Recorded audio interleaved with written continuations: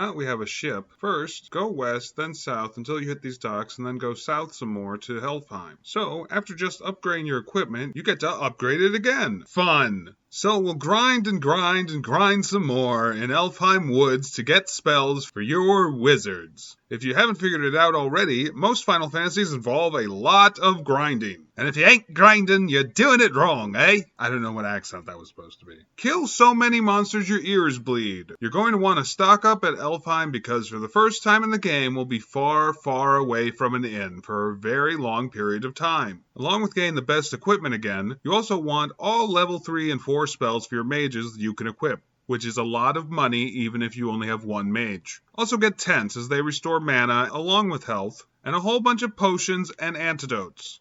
The Marsh Cave, which is the first dungeon and our next destination, is more diseased than your mother was back in college, as basically every creature there causes poison, so we're going to need a lot of protection, just as your mother needed in college. Here's a quick and easy breakdown of the level 3 and 4 spells you can buy in the area. Level 3 Black Magic.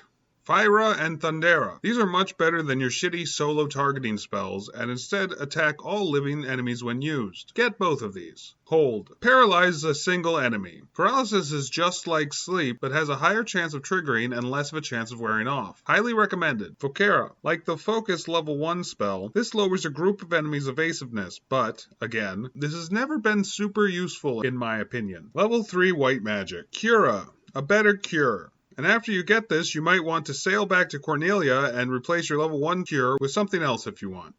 Heal. This is like casting regular cure, but on all your warriors at once. I'd get this as well as cure for white mages. Null Blaze. Halves fire damage on the whole group. Pretty useful for the situations that call for it. Diera. It's a slightly better version of Dia, but so slight I'd probably not recommend getting this over the normal Dia if you already have it, and the other 3 spells are more useful for the most part. Level 4 Black Magic. Blizzara. A group cast blizzard spell. What more could any black magic user want? Haste. Doubles the attack rate of any ally. Pretty delicious if you have a fighter to cast it on, especially when combined with Temper. Confuse. Cause enemies to have a chance to attack other enemies. It doesn't have the highest success rate, but it's fun when it works. Sleepra. Cast Sleep on one enemy with a fairly high success rate. I feel that Hold, the level 3 spell, is basically a better version of this, and you probably don't need both. Level 4 White Magic. Poisona. Get Poisona.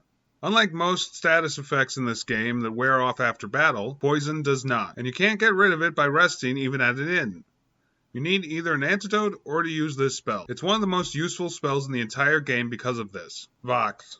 Cure Silence. This is a status effect that isn't caused a lot, and if you only have one mage, this probably won't be useful at all because they need to be unsilenced to cure silence on themselves. Anyway, it's still useful when it's needed, as long as you can use it. Null Frost. Halves freeze damage, which is just as useful as every other Null spell, which is only sometimes, but it's absolutely fantastic when you need it. Fear. Some people like this spell, but I don't. The problem is that monsters who run away don't give you money or experience, and I'd rather get those things than an easy win. Alright, now we'll move on to the Marsh Cave. Go north around this mountain, then west to the shore. You can go north here if you want to the Western Keep, which has a king who tells you that if you give him the crown in the Marsh Cave, he definitely won't try to kill you. But you don't have to go there to go to the Marsh Cave, so don't. And head south instead. At the southern tip of the continent, you'll find a hole. Before entering, I strongly suggest using at least a sleeping bag to heal and save if you're not on the Game Boy Advanced. Then enter the cave. If you just want to get the crown, here's what you need to do. Go south to this room, go down the ladder, go down around the stalactite, and through this room and down another ladder. Rooms are set up in a 4x4 grid here.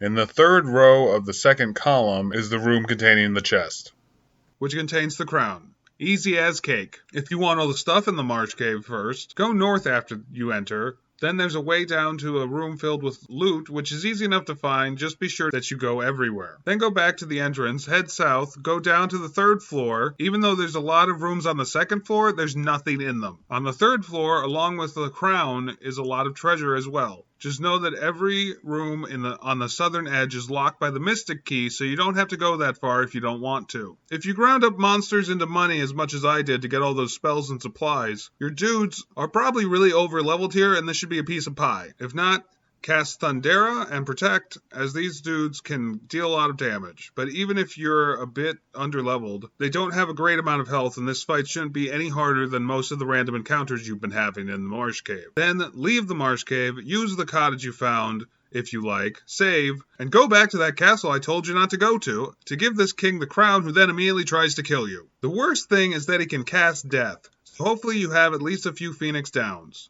And if you're on the PS1 or NES, well, I hope he doesn't cast Death. He can also cast Fyra and Thundera, so you might want to cast Null Blaze and Null Shock as well. Also, if you have a fighter or two, you can cast Temper and Haste on them to make this battle even easier. Once that's over, you'll receive Motoya's Eye, which belongs to that blind woman we stole from. So we're totally keeping this too, right?